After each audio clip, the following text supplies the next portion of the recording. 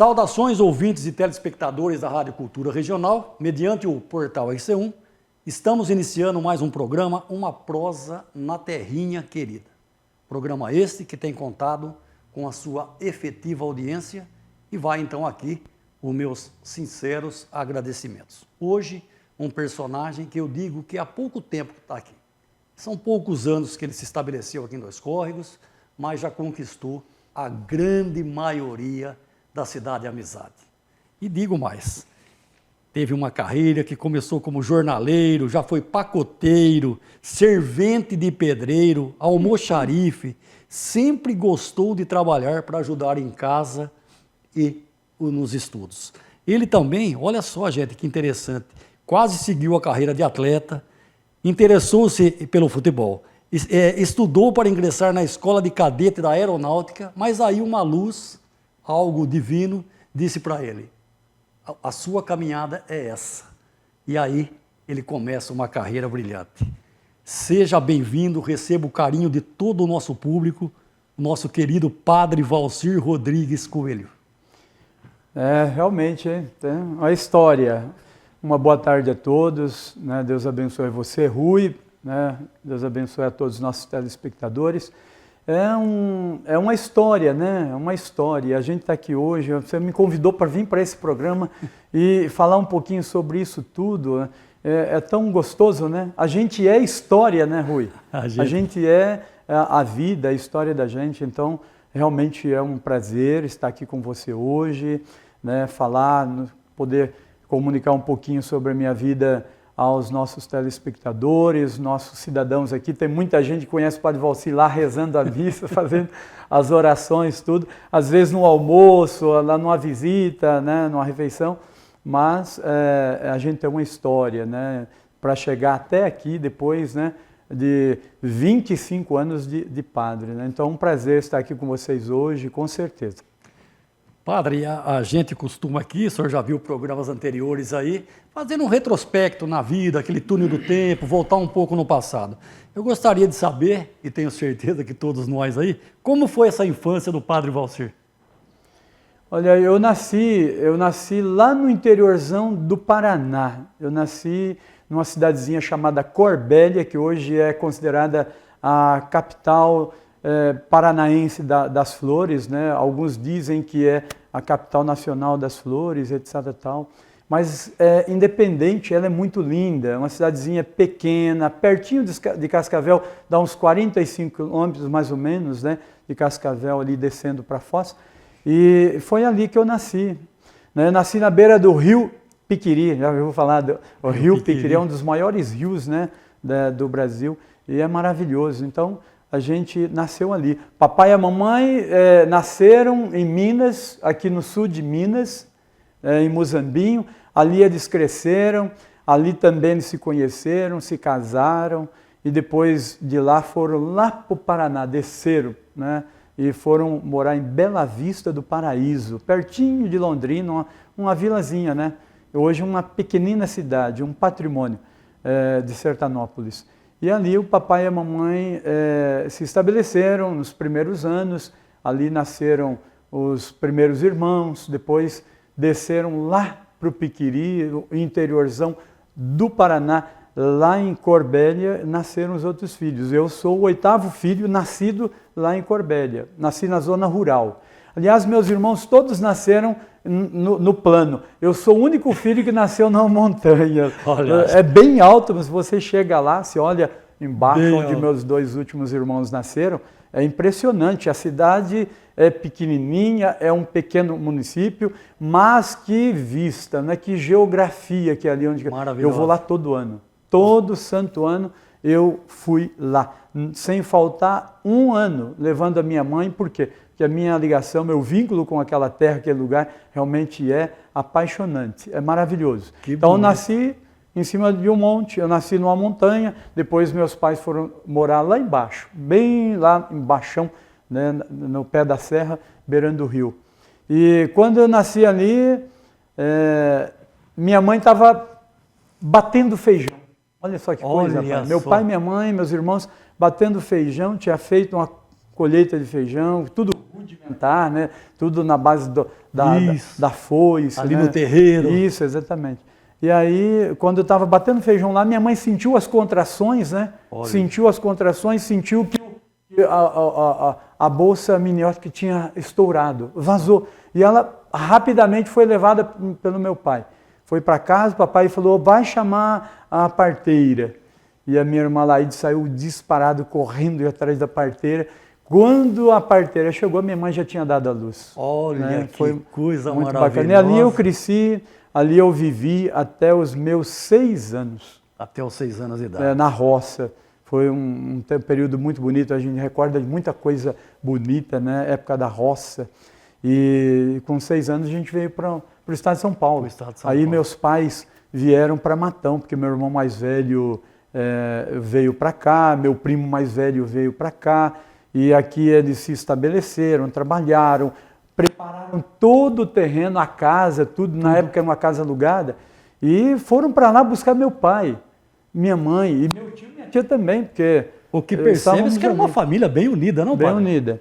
E dali então, no ano de 1980, quando eu tinha 6 anos, aí meus pais vieram para o estado de São Paulo, vieram para a cidade de Matão, aqui pertinho de Araraquara, e foi ali que nós nos estabelecemos, e ali, então, é que eu cresci a partir de 6 aninhos, né? Fui para a escola e tudo mais, né? E fui conhecer energia elétrica, luz elétrica e tudo mais, que a gente não conhecia, tudo lamparina. Tudo lamparina. Coisa antiga, né? Não tinha água encanada, não tinha nada, eu fui ver uma torneira, né? Uma luz, né?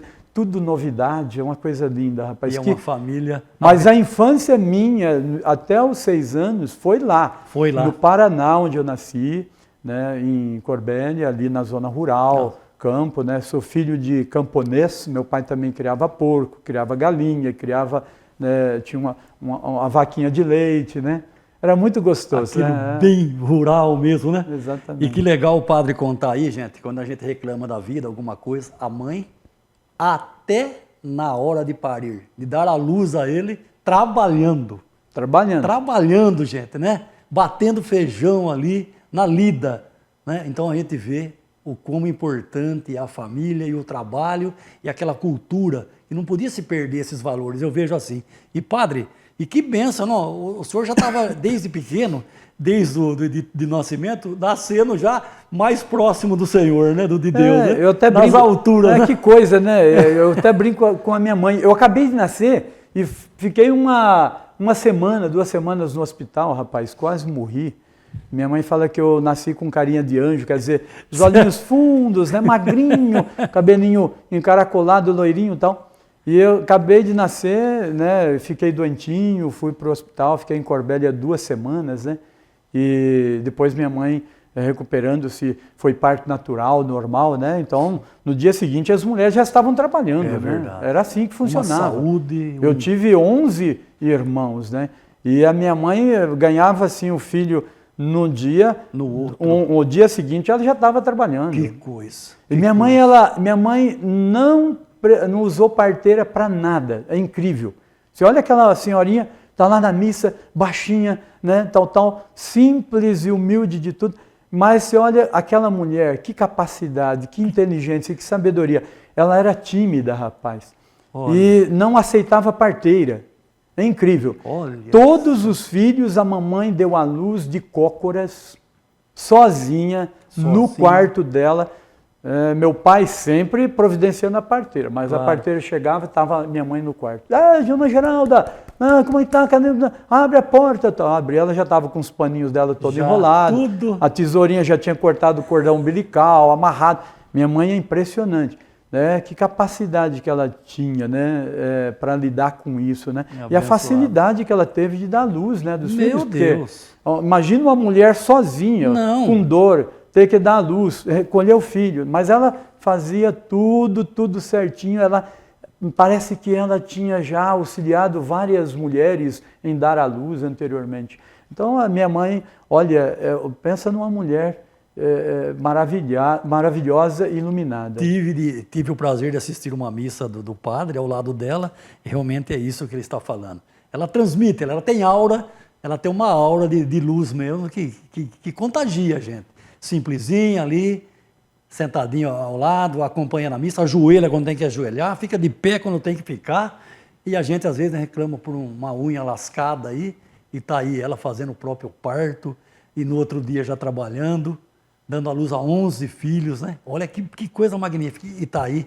E olha, Raul, uma coisa interessante, porque hoje é claro que é outro tempo, é outra época, né? É uma mudança total, né? Sim. Mas a mentalidade das pessoas também. E a mudança foi aqui.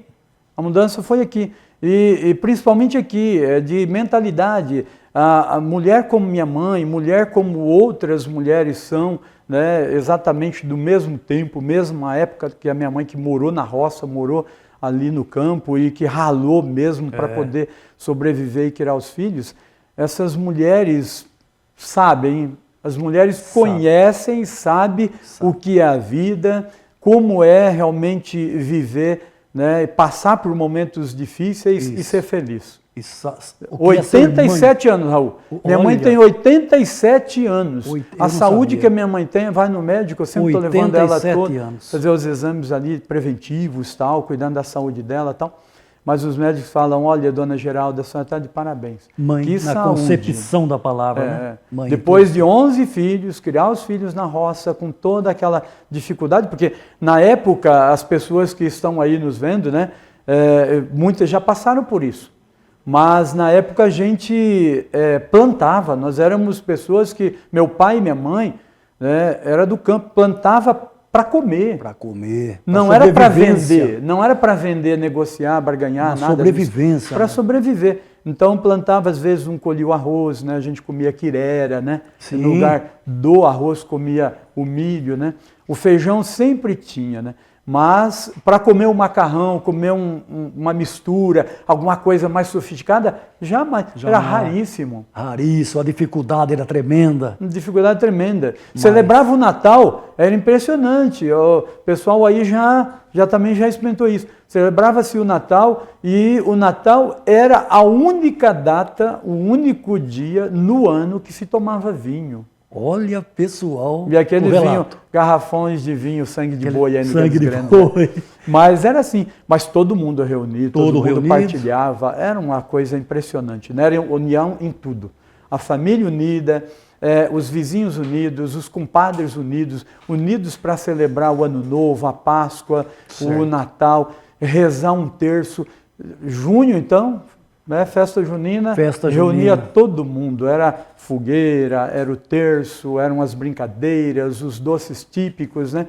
Mas todo mundo partilhando, é uma coisa impressionante. Olha, eu digo para os telespectadores aí, quem hoje nos assiste, que a minha infância, a pergunta foi essa, né? A minha infância, né, eu realmente agradeço a Deus por tê-la. Que bonito de ouvir isso do senhor, né? A gente teve uma infância dura em questão de falta de Claro. conforto, né? Para dormir, que era cama de palha ainda, aquelas coisas, né? Para comer, mas olha que infância maravilhosa, o amor com pais, superava tudo isso. Pais que amavam, dava carinho, dava amor, eram presentes, sabiam ensinar, transmitiam a fé, a educação religiosa. E a educação mesmo humana, né? Sim. Nós aprendemos ali com toda aquela dificuldade, costumes, né? Os bons costumes, os princípios, né? Os valores autenticamente humanos e cristãos. Então, a gente agradece muito a Deus. Eu não sei se eu seria, né, o que eu sou, ou teria a educação que eu tenho, e o amor, a paixão pela vida, né, como eu tenho hoje, se nós não tivéssemos passado por aquele momento, aquela experiência, né, do sertão, né? São porções de Deus, né, doados a Ele, retransmitidos ao Senhor e o Senhor dando continuidade. Padre, Matão então. Aí vem com a família para Matão, escola, como foi? Matão foi uma história muito legal, porque a gente tinha tudo como novidade, tudo como novidade. Eu, da minha família, foi o único que levei um choque. Levei um choque elétrico terrível. Olha. Meu irmão Mauri, que veio antes de mim, eu sou o 8º, ele é o 7º, ele me salvou. de um choque, porque a gente, criança, né, tudo quanto é buraco, quer colocar o dedo, Quer colocar né? o dedo. E tinha lá na parede um buraco, eu nem sabia que tinha energia nada. Energizado. Né? Tinha acabado de chegar e tinha um fio desencapado lá dentro. Coloquei o dedo ali, fiquei preso. E meu irmão me salvou. Quase que eu morri por causa de um choque. Então, tudo era novo. Tudo era um o mundo. asfalto, a água encanada, a energia elétrica, a iluminação, tudo pra gente era novidade. Era outro mundo, outro universo. Coisa impressionante. Mas cheguei lá com 6 aninhos. Meu pai, nós chegamos em casa, morando em casa alugada, né? Meu irmão tinha alugado a casinha lá. E ali começamos tudo. Meu pai, muito humilde, mas muito trabalhador, meus irmãos também. Nós somos de uma família, de uma época que o filho trabalhava, mas não era dele o dinheiro. Exato. O filho trabalhava e ajudava em casa, quer dizer, todos os irmãos trabalhavam e o que recebiam de salário entregava na mão do papai, entregava na mão da mamãe. Então, o papai e a mamãe é que administrava tudo. Então, o papai e a mamãe davam uma partezinha para cada um, né, para eles comprarem as coisinhas dele, e outra parte vinha para o cuidado, né, da casa, né, a administração da casa. Então, assim é que a gente foi criado. E ali, com 6 anos, entrei na escola, tive uma excelente professora maravilhosa, lembro do nome dela até hoje, Dona Doroteia. Olha, a Dona Doroteia foi e ela foi primordial. É uma professora abençoadíssima. E dava ali no primeiro ano desenhos para a gente pintar, tal. E ela foi a melhor, super dócil, maravilhosa. Mas, repeti, rapaz, no segundo ano, porque ela foi a melhor professora, mas não me ensinou a escrever. Ela é super carinhosa, maravilhosa. Certo. Quando eu cheguei no segundo ano, a molecadinha já escrevia. A professora Lúcia ditava e a criançada já escrevia, rapaz. Aquilo. Aprendia no primeiro ano a escrever. Isso. Impressionante. Olha só. Cheguei no segundo ano, tinha que fazer ditados, né? E depois tinha avaliações, notas que eram dadas ali e tal. E eu não sabia, não aprendia a ler nem escrever, porque a professora era muito legal, muito boazinha. E reprovei no segundo ano, foi o único ano que eu reprovei. Certo. E depois dali, né, meu pai era aquele tipo assim, ó, vai estudar e ai de você se reprovar. Nossa. Vai cortar cana, vai colher laranja, vai carpir, vai para a roça. Que coisa, como valorizava. Era assim, não vai perder material porque todo o dinheiro que é investido em vocês na escola, eu quero que seja muito bem investido. Então, estude. Então, a partir do segundo ano, aquela reprovação que eu tive, comecei a dedicar aos estudos. Minha irmã Jesuína também, né, já entrou comigo no segundo ano, a partir dali, e fomos juntos. E nós estudávamos juntos, sala, cozinha. Eu estava na sala, ela estava na cozinha, olha, eu estava na cozinha, ela estava na sala. Era para acontecer mesmo. Exatamente. E para a gente aprender a ler, a gente aprendia a ler em voz alta. Na escola a gente aprendia, ó, você vai aprender a escrever lendo. Olha só. E você vai aprender a falar escrevendo também. Então a gente lia alto, textos, livros, né? E a gente passava boa parte do tempo lendo, ela num quarto, eu no outro, então a gente lia em voz alta. Então a gente aprendeu a ler e a escrever assim. E a escola Roberto Welter, professor Roberto Welter, maravilhoso o tempo que eu passei lá, e foi excelente. Do segundo ano até o 8º ano, a 8ª série, né, fui o melhor aluno da sala, por incrível que pareça. Olha só. Para quem tinha reprovado no primeiro ano, né, no segundo ano, e devido à pressão do meu pai. Eu ia dizer isso agora, pelo pai não por também, mim, né? Não por mim, porque dependendo de mim eu ia ficar brincando. Mas o papai, pressão, cobrança, conselho. Pensando, né, ali no futuro, né? Pensando no futuro. Meu pai não queria que eu fosse padre, né? Depois lá no futuro, ele queria que eu fosse um engenheiro, um médico, sei lá, alguém que pudesse ganhar dinheiro, pudesse fazer dinheiro, né? E por isso ele cobrava muito os estudos. Então, fui ali, eu, o Márcio, na Senhora em 4, eu, o Márcio Peregrino, a minha irmã Jesuína também, era das meninas, era a Márcia e a Jesuína, o Márcio e eu. A gente, da 2ª série até a 8ª série, nós 4 sempre fomos os melhores alunos. Olha, que juntos. Bacana, que bacana. Mas tudo isso por quê? Por causa do pai e da mãe. Meu pai pegava no pé mesmo. Exatamente. Tem que estudar. Dependesse de mim, não. Mas o papai cobrava e com ameaça ainda, hein? Se reprovar, Isso. vai trabalhar. Quer dizer, aquilo era uma forma de incentivo, de progresso, né? Exatamente. De procura do melhor. Às vezes eu vejo os pais, né, passando a mão na cabecinha dos filhos hoje, e todo aquele medo de magoar o filho. Não, meu pai cobrou. Isso. Meu pai cobrou no estudo, cobrou no trabalho. É o papel mesmo do pai, né? E foi assim que a gente se formou. E é isso. Então, o pai e a mãe realmente são fundamentais na vida dos seus filhos. E exatamente isso, porque os valores hoje estão um pouco dispersos, exatamente por isso. Por essa passar a mão na cabeça, tudo bem, é o seu filho, mas passar a mão na cabeça tem um momento certo. É o momento de agradecê-lo, de elogiá-lo, de reconhecê-lo, mas é como o padre disse, o pai e a mãe ali sempre cobrando o estudo, né? Por isso se forma. E depois a gente vai continuar na segunda. Padre, só um minuto aí, porque agora a gente vai para os nossos patrocinadores, é um minuto só aí. Bem-vindo à sua admirável internet nova. Admirável internet nova. A Vero põe o mundo ao meu dispor. Fibra e muito conteúdo. Na sala, no quarto, onde for. Aqui, o sinal é bem mais potente por causa do novo Wi-Fi 6. Quero música, vídeo e também TV, mas o papai dançando é melhor nem ver. Admirável internet nova. É a nova Vero. É a nova Vero. Admirável internet nova. Vero, do tamanho do seu mundo. Óticas Gold que já vinha de uma mega promoção neste mês de maio, então nem se fala, porque agora o presente lá, ele é em dobro, hein? Na compra aí de um óculos de grau, você ganha um óculos de sol. A Ótica Gold possui uma enorme variedade de armações para todos os tipos e estilos de mãe. Corre lá garantir o presente da sua pessoa querida na Praça Francisco Simões, número 108, bem no centro da cidade de Dois Córregos, Óticas Gold. Bom, continuando, padre, e aí prossegue. Como que foi essa carreira? Os estudos vão terminando aí, a primeira fase da vida, como foi? Eu fiz da primeira à oitava série nessa escola, e Roberto Welter. Depois eu fui fazer, o ginásio, né? O ginásio. Fui fazer o ensino médio, naquela época chamava ginásio, né? O ginásio, exato. E foi numa outra escola, Silvio de Matos Carvalho. Eu fiz o ginásio, fiz o primeiro, segundo, terceiro colegial. E também, dali eu fui estudando, juntamente com isso, eletrônica. Eu fui fazer eletrônica. Fazia o ensino médio e aprendi eletrônica, porque eu tinha um encanto com aquilo. Eu ficava assim, fascinado com aquilo, o mundo, o universo da eletrônica. Eu queria aprender aquilo. Olha só. Eu queria ter acesso àquilo.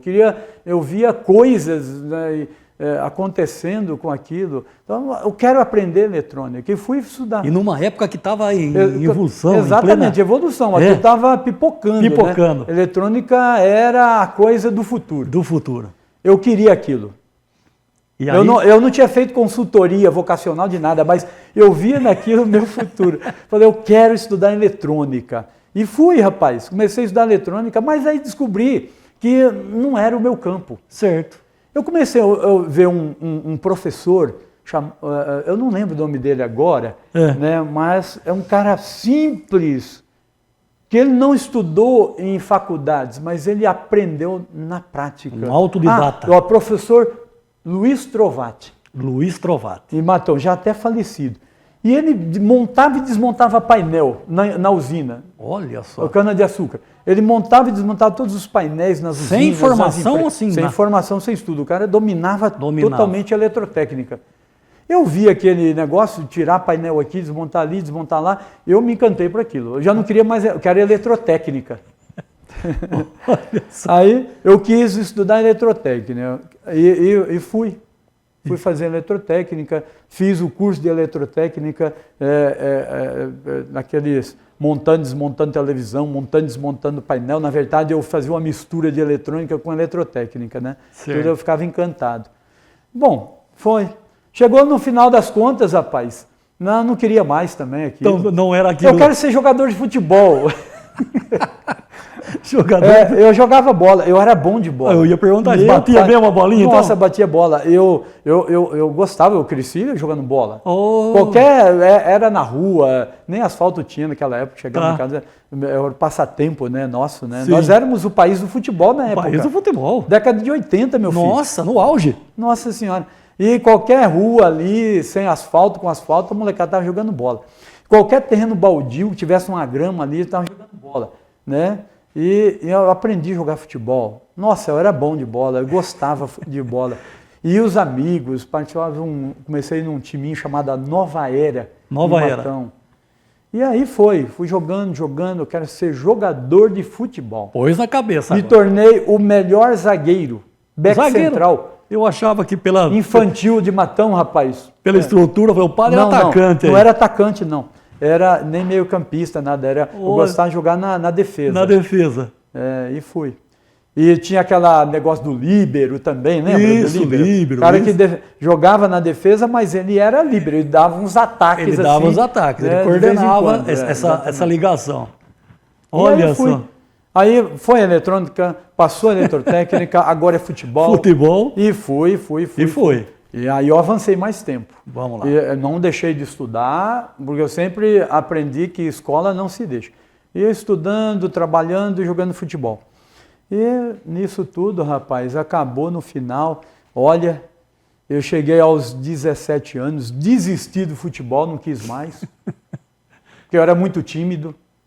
Olha. Muito tímido, uma vergonha terrível. Que Falar, coisa. falar em público, sair de casa, ir para uma outra cidade, viajar, nem pensar. Nem pensar. Eu descobri isso. Por causa da minha timidez, por causa da dificuldade que eu tinha de sair de Matão. Eu saía para Jabuticabal, eu vinha para Araraquara em alguma ocasião. Eu ia para uma fazenda jogar futebol com a equipe, o time.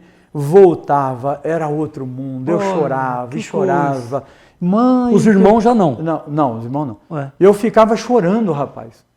Chorava e dizia, mamãe, eu não estou legal, eu estou estranhando tudo, a casa não é a mesma, a cidade não é a mesma, a rua não é a Olha, mesma, tal. Sofreu com isso. Daí mexia, virava minha cabeça. E eu desisti, que eu tinha que fazer Certo. escola de futebol, eu ia estar para em São contato. Paulo. Isso, São Paulo vai ter um mundo Exatamente, muito eu tinha que mais, sair. mais amplo ali. Exatamente. E aí, resultado, como eu não tinha condição de viajar, de sair, que eu estranhava e tudo isso, eu não segui essa carreira. Não seguiu a carreira. Desisti, aí eu falei, eu quero ser piloto de avião, Piloto de avião. eu quero ir para a aeronáutica. Olha aí. Entrei em contato com Guaratinguetá, escola de cadetes. Escola de cadeia. Pedi a bolsa, rapaz. Pedi toda a matéria para eu estudar. Ralei, vou mexer com avião. Ali estava predestinado. Queria que... E estudei, ralei, estudava todas aquelas apostilas, um monte assim, ó, de apostilas, matemática e tudo mais. Estudei, ralei. Quando eu estava prestes a prestar o concurso, desisti de novo. Não quero ser piloto de avião, não quero mais isso. Jogador, agora nada disso. Exatamente. Agora, como foi? O que aconteceu? Aí eu fui convidado por 3 amigos para fazer o TLC. O TLC. Nesse período eu fui convidado para fazer o TLC, o Treinamento de Liderança Cristã. Cristã. E foi difícil, né, por causa dessa timidez toda, essa dificuldade, tinha que ir para um salão, fazer um curso de 3 dias, começar na sexta, terminar no domingo. E depois E justamente apareceu o TLC, que era o mais que ia se lidar com o público, né? Exatamente. Que era onde mais tinha dificuldade. Olha né? só, rapaz. Onde tinha mais dificuldade, né? Me chamaram uma vez, 2 vezes, 3 vezes, na 4ª vez o Luiz e o Aguinaldo chegaram lá e disseram, é a última vez que nós vimos aqui. Nós não viremos mais, né? Você não quer, tudo bem, mas é a última vez, pela 4ª e última vez, vamos fazer o TLC? E eu peguei a folha e falei, não, eu vou. Em consideração a vocês, eu quero fazer isso aí, né? Pelo jeito deve ser muito legal. Aí fui fazer o TLC. Rapaz, incrível. Fiz ali sexta-feira está muito chato. Mas no sábado, aquilo foi mudando, chegou no domingo, a gente não queria mais ir embora. Eu fiz um monte de amigos, eu vi que viver em comunidade era bom demais. Olha, que bênção. né? Vi jovens, adultos, todo ali, mas foi muito legal. Minha cabeça começou a mudar, eu comecei a ver a coisa. Entrei numa comunidade chamada Comunidade São Benedito, num bairro chamado Quarto Centenário em Matão, e aí comecei a frequentar a comunidade. Ali eu arranjei minha primeira paquerinha, né? Não foi namoro, porque eu nunca namorei, né? Certo. Então, foi minha primeira paquera, o meu primeiro beijinho, né? Tal. E a gente começou a ir juntos na missa. Minha mãe nem sabia também. Ó, mãe, se a senhora estiver vendo aí, ó. Tá? Não falei essa parte. Primeira mão, hein? Mas... Primeira mão. Dona Geralda, olha lá. Dona Geralda, olha aí. Então, arranjei essa paquerinha aí e a gente ia na missa. A gente ia na missa junto, a gente ia para a quermesse juntos, depois tal. Mas foi pouco tempo, foram 2 meses. 2 meses. Era mês de julho, agosto. E aí quando eu entrei nessa comunidade, comecei a conhecer essa menina aí, né? Que foi mais um momento de ficar, de estar junto ali, porque eu também... eu sou de uma família que começou a namorar com 18 anos. Meu pai e minha mãe jamais conceberia isso, né? Então... começamos, e ali essa menina, rapaz, incrível, ela frequentava, é muito católica, família católica, praticante também, e eu ia na missa e ficava ali no segundo banco, lá no fundo da igreja, porque era vergonhoso, tímido, né? E ela ficava mais na frente. Ela falou assim, vamos sentar lá na frente? E era mês de agosto, mês vocacional, o padre Ferrari, que já falecido, estava falando sobre vocação e missão. Vocação e missão. E, de repente, tocou, não sei como é que foi aquilo. Olha. Uma coisa impressionante. O pessoal pergunta, padre, o que é a vocação? Eu sempre gosto de dizer que vocação é realmente um mistério, porque aconteceu isso comigo. Olha, ele já falava isso. Pois tudo isso, toda essa vida, rapaz, saindo lá do meio do mato, Paraná, interiorzão, beira do rio, vim para a cidade e com tantas buscas e ansiedades, de repente, eu ouvi isso. Em carreiras diferentes, totalmente diferentes, de repente... estava ali, e aquele tema foi, ele falou lá, fez a homilia, fez a pregação na missa, tal, e eu nunca tinha pensado nisso, rapaz, nunca tinha pensado, eu tinha sido coroinha há 3 anos e meio, mas não tinha pensado seriamente em ser padre, embora os padres fossem um exemplo, um modelo para mim, né? Me inspirava muito, eu achava muito bonito o padre, né? Legal aquele homem, né? Servindo ali com aquele trabalho que a vida religiosa. Admirava, mas queria casar, formar família, etc. Tal. Mas naquele momento ali, aquela palavra, pum, entrou aqui e ficou. Eu saí com ela da missa, depois nós fomos para a quermesse e fomos dar uma paqueradinha, tal. Fui para casa e segunda-feira veio aquilo. Terça-feira veio aquilo. E quarta-feira veio aquilo. Sucessivamente, aquilo não saía. Parece que o padre está falando na minha orelha, está falando aqui no meu ouvido. Cheguei e falei para minha mãe é muito religiosa, uma mulher muito sábia, e ela não coloca a carroça na frente dos bois, de jeito nenhum. Sempre ponderada. Minha mãe sabe ouvir, e ela dá a palavra certa. E eu falei, mãe, não sei, eu estava lá na missa, o padre Ferrari falava sobre vocação, e falava sobre ser padre, e falava para os jovens, né? E falava para nós lá, né, essa mensagem. E aquilo entrou na minha cabeça, e isso está martelando, e isso vem hoje, vem ontem, vem hoje, vem ontem. E hoje já é quarta-feira, e isso está tocando aqui. O que é isso, hein? Olha. O que é isso? Significa alguma coisa? Será que é alguma coisa? Minha mãe falou, olha, meu filho, eu não sei responder isso para você, não sei te dizer. Pode sim ser algo, mas sabe qual é a pessoa ideal para você conversar e falar? O padre. É a área dele. Ele é padre. Sábia, né? Ele vai te dar a melhor explicação do sentido disso tudo que está acontecendo com você. Vai sábado se confessar, você já aproveita, faz uma boa confissão e conta para ele. Fala, padre, está acontecendo isso, e ele vai te dar uma boa orientação, aconselhamento, né? E eu fui. E lá o padre Ferrari falou, Valcir, eu conheço sua mãe, eu conheço sua família, vocês são uma família católica, cristã, praticante. E uma vez que isso aconteceu com você, eu não tenho dúvida que Deus está falando com você. Nossa, que arrepia. Deus está tocando em seu coração e te fazendo um chamado vocacional. Um chamado vocacional. Vamos fazer uma experiência? Você aceita? Vamos começar em janeiro do próximo ano os encontros vocacionais. Você gostaria de fazer os encontros? Eu falei, eu gostaria. Gostaria de fazer. Eu não sei como é que é tal. Né, tenho dificuldade, sou tímido, mas eu topo.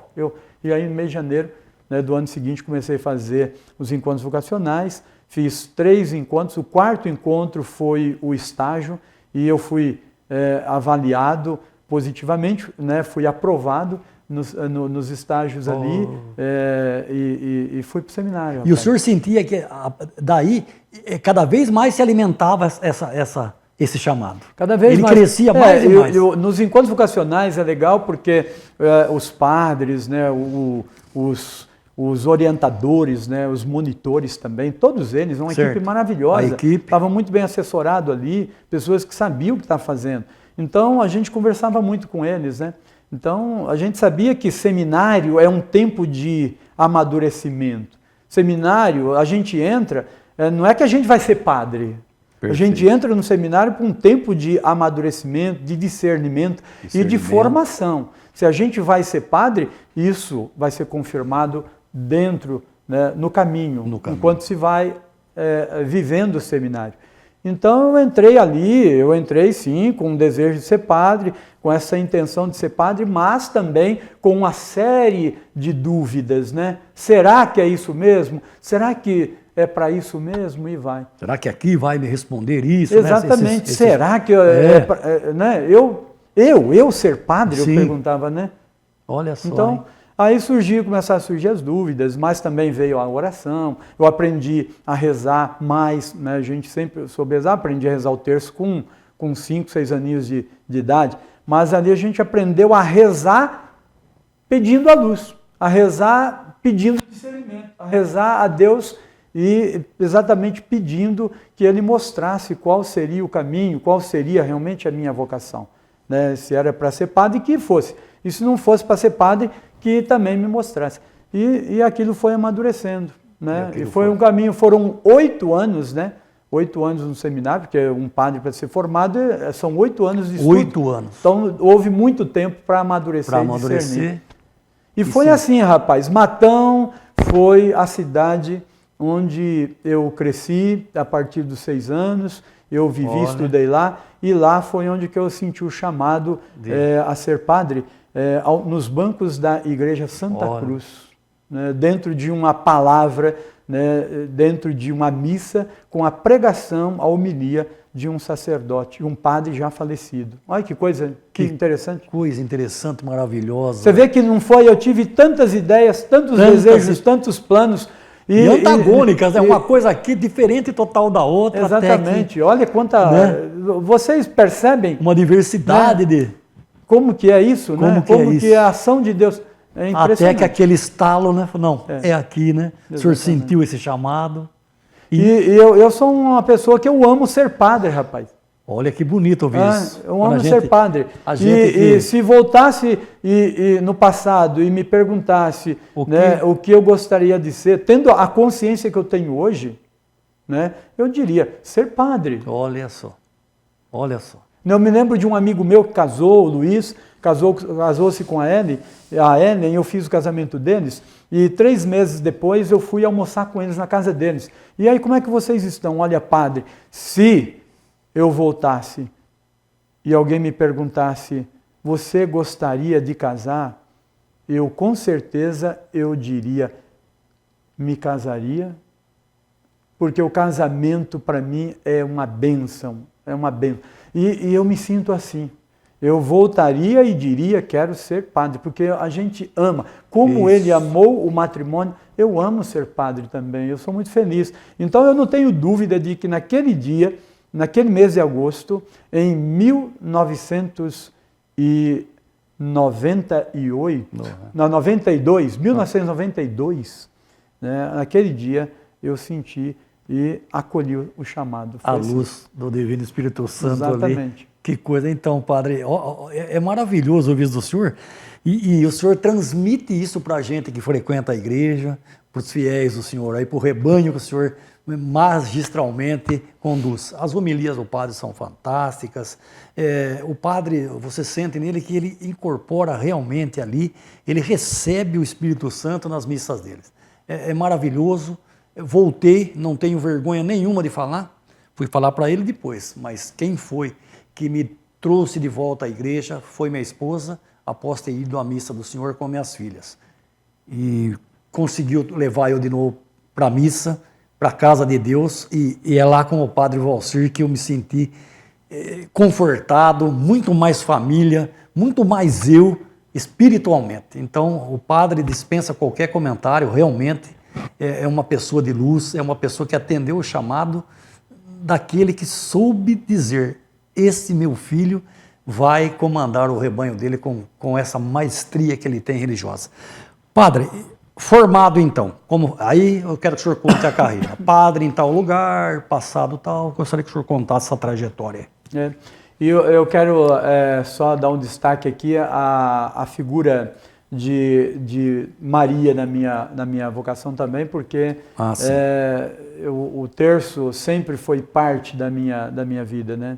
Eu sempre rezei um terço. A gente tem no seminário, durante todos esses 8 anos, foram momentos assim de trabalho, momentos de estudo, a maior parte do tempo foi para estudar, e a gente tinha os trabalhos também, mas a oração, né? Então, muita oração. E tinha ali, todos os santos dias, um terço que eu fazia extra, exatamente em vista da minha vocação, do meu sacerdócio. Então, eu posso dizer a você, posso dizer a todos que a minha vocação, o meu sacerdócio, sempre esteve com o auxílio de Nossa Senhora. Olha. Sempre, sempre. O senhor é um devoto Eu profundo sou um dela. devoto, sou um devoto e eu diria um consagrado também a Nossa Senhora, porque ela sempre foi mãe, sempre foi minha companheira e conselheira. Eu me inspirei muito no Sim de Maria. Então, isso eu gostaria também de deixar frisar, aqui bem frisado. Bem frisado. Com relação à minha vida sacerdotal, eu fui ordenado diácono no dia 11 de dezembro de 1998. Eu fui ordenado diácono na Catedral de São Carlos, que é a sede da nossa diocese, né? Ali nós fomos ordenados em 8 jovens, 8 diáconos. 8 diáconos. Né? Dentre eles, inclusive, tem um que passou por aqui, que foi pároco aqui, o padre Edson Godoy. Foi o primeiro pároco da paróquia Nossa Senhora Aparecida, né? Ficou aí também vários anos. Né? E lá na catedral a gente foi ordenado em 8 diáconos neste dia, 11 de dezembro de 1998. Depois, em 1999, na virada do milênio e do século, né, onde existia toda aquela expectativa, Nossa, o bug do milênio. Meu pai do céu, falava-se de tudo. E a gente estava muito pelo contrário, né? Muito pelo contrário. Nós estávamos extremamente felizes, né? E ansiosos pela nossa ordenação, porque nós somos os padres da virada do século. Nós somos os padres da virada do milênio, a minha geração. Então nós estávamos super felizes, né? Duplamente. Por quê? Porque a gente ia ser ordenado padre naquele dia, no dia 6 de agosto de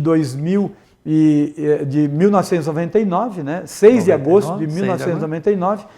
E também felizes, por quê? Porque nós seríamos a geração dos padres que ia fazer a transição, a passagem do século para o novo milênio, inclusive. Um marco, né? Um marco.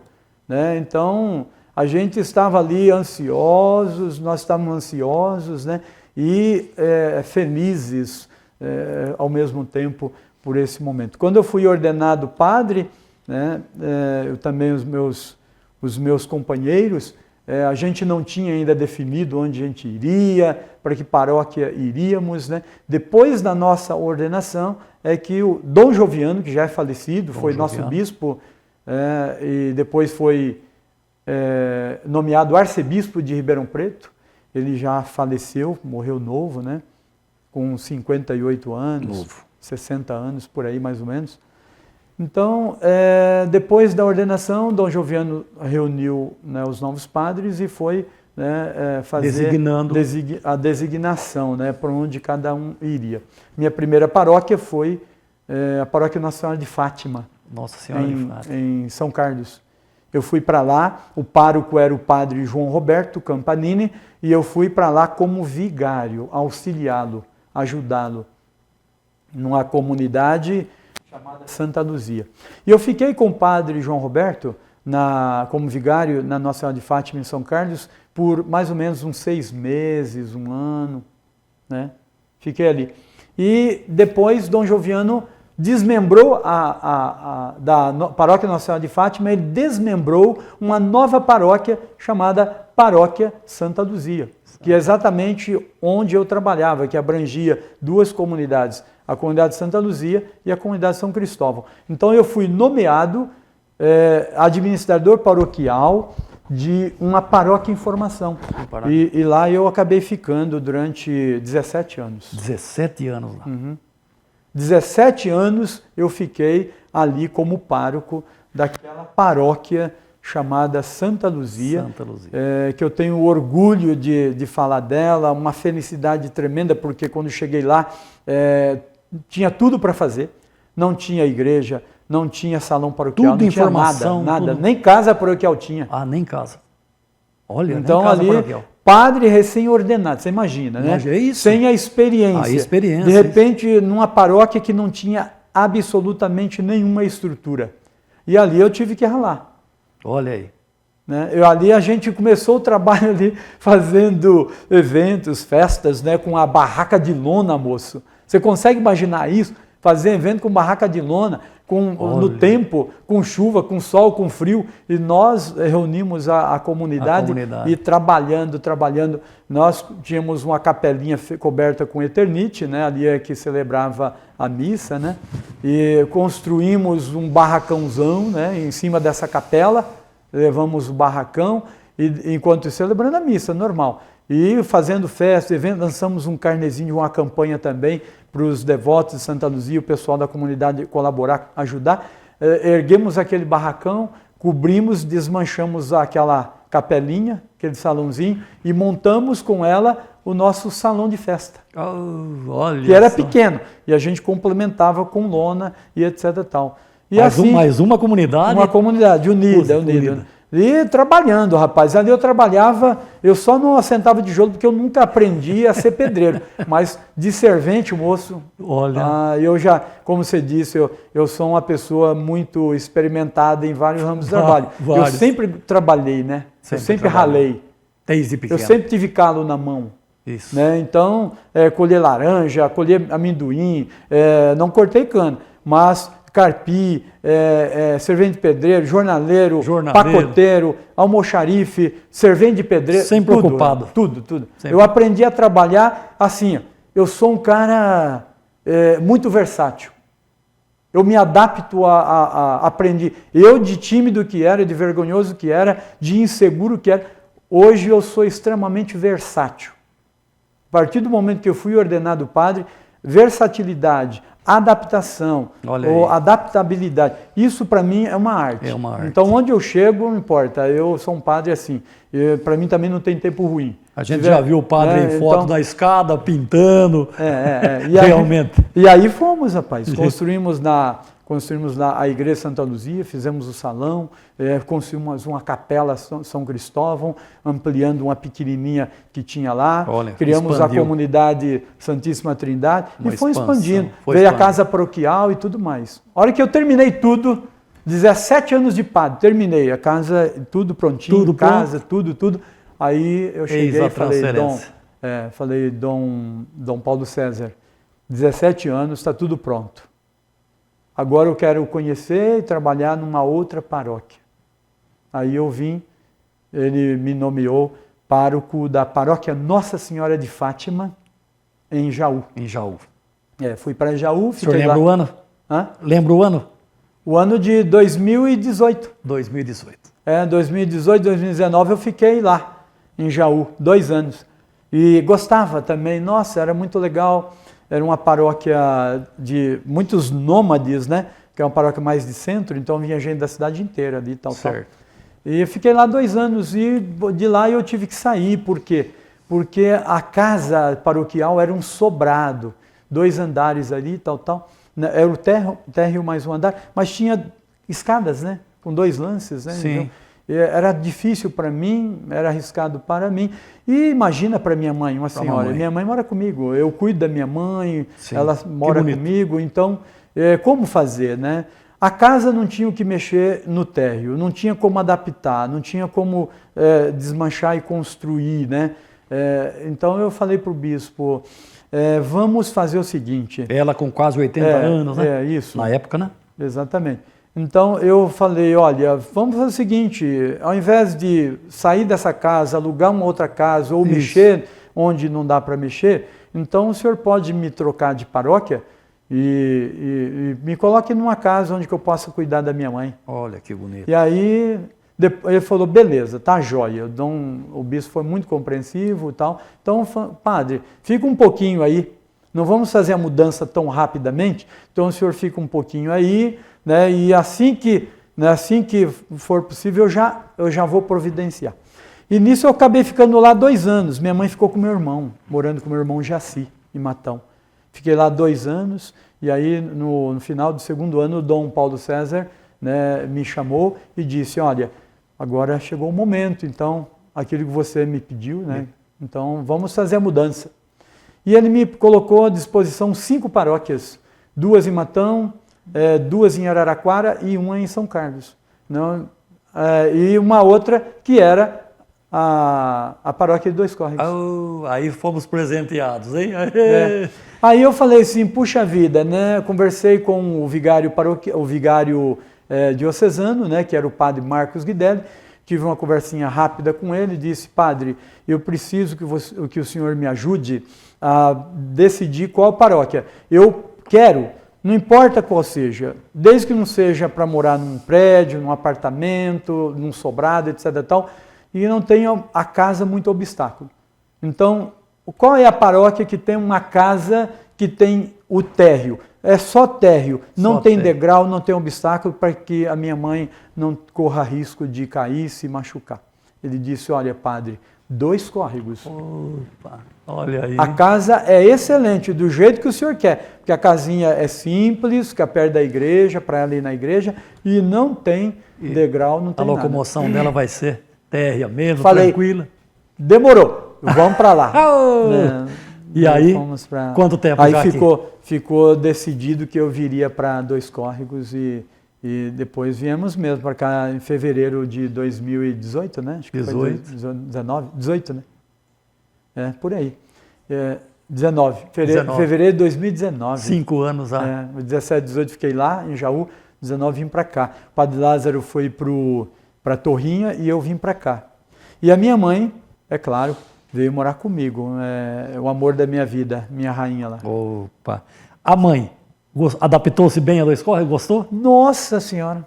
E eu, na verdade, eu sempre fiquei em cidade grande, né? Certo. Fiquei lá em São Carlos, vim para Jaú. Sempre grande. Né? É uma cidade considerada grande, né? Perto do porte das cidades da nossa diocese, né? São Carlos, Araraquara, Jaú, Matão, Américo Brasileiro. Então, é uma cidade respeitada, né, em questão de tamanho, Jaú também. Então, eu tinha vontade, sabe, de ir para uma cidadezinha pequena, eu sempre tive vontade, porque era da roça, né? Sim. Eu quero ir lá, eu quero ir para uma cidadezinha interiorana, provinciana, sossegada, calma, onde bate o sino lá na igreja ainda. E aí foi também uma realização de um desejo. Eu quis mudar de paróquia, fazer uma experiência diferente e o bispo acabou oferecendo várias paróquias e eu vim para uma que atendeu as 2 vontades. Né? Então, como o senhor foi acolhido 2 Córregos aí, essa cidade maravilhosa, que não só minha mãe gostou por causa do clima, né? Sim. E foi muito bom porque ela tinha sido operada de varizes e tudo mais. É uma cidade que não é muito quente e nem é muito fria. Tem um ventinho, é tudo legal. Então, o clima é super agradável. E eu também gostei, porque eu gosto desse clima aqui. Olha aí. Como São Carlos, aqui também tem um clima super agradável. Para pessoas de idade, pessoas idosas, é maravilhoso. Né? Andei por várias cidades, mas eu digo, Dois Córregos, para quem tem idade e quer ter qualidade de vida, é uma excelente opção. Olha aí, tá vendo? Né? Eu digo com conhecimento de causa, né? Que eu passei por vários lugares, né?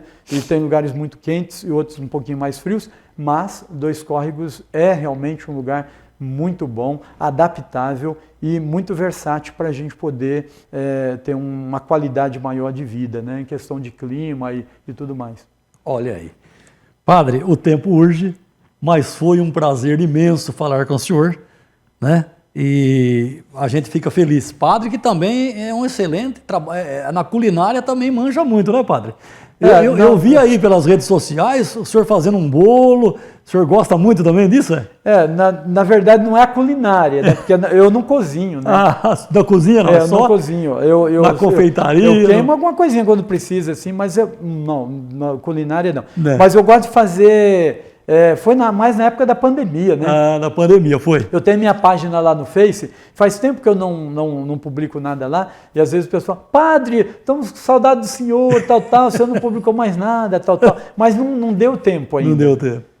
Então, na época da pandemia, a gente não tinha muito o que fazer, porque fazia tudo online, né? Isso. E os trabalhos foram todos bloqueados, né? E não tinha aquele contato. Então... eu fiquei com bastante tempo disponível, né? Então, para não ficar na ociosidade, a gente inventava uma coisinha aqui, outra ali. Eu comecei a fazer uns quitutes, uns docinhos, né? Foi. E eu gosto de sobremesas coloridas. Mais uma profissão que difere de tudo que ele falou. Coloridas, é eclético mesmo. Doces, parte de doce. Eu não sou muito de comer doce, mas eu gosto de fazer. Então, quando eu tenho a oportunidade, eu gosto de pegar uma receita e passar um tempinho. E vai. Né? Mas coisas doces. Mas tem algumas coisinhas salgadas também, por exemplo, assar um peixe, fazer uma carne assada. Perfeito. Então eu gosto também, eu sou apaixonado. As pessoas falam, padre, pizzaria ou restaurante ou churrascaria? Claro que é a churrascaria, né, meu? Churrascaria, sem dúvida. Padre, então eu gostaria que o senhor deixasse as considerações finais ao programa. Quero agradecer, Rui, né, pelo seu convite, viu?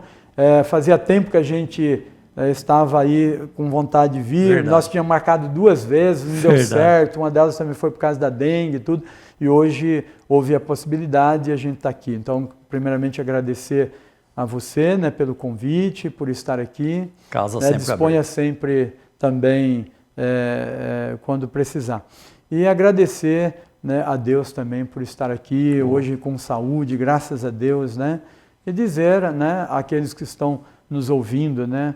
Hoje a cidade de Dois Córregos é a nossa paixão, é o nosso lugarzinho, nosso cantinho, a gente ama muito.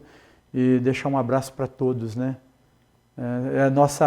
É um pedacinho da nossa vida, um pedacinho da nossa história, né? Não só minha, mas da minha mãe também. Perfeito. E sinto-se aqui em casa, é a minha casa, hoje a minha família. Né? Quero mandar um beijo a todos aí que estão nos vendo, viu? É um prazer tê-los lá também com a gente nas missas, nas orações. Sintam-se bem acolhidos. Essa é a nossa bandeira, acolher bem, acolher com carinho, acolher com amor. E conte com a gente sempre.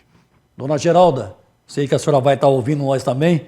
Hoje o coração do Portal RC1 é para a senhora, por um filho tão ilustre, viu? Tão sagrado, esse padre que cativou a todos aqui em Dois Córregos. Tá ok? Então fiquem todos com Deus e até uma próxima.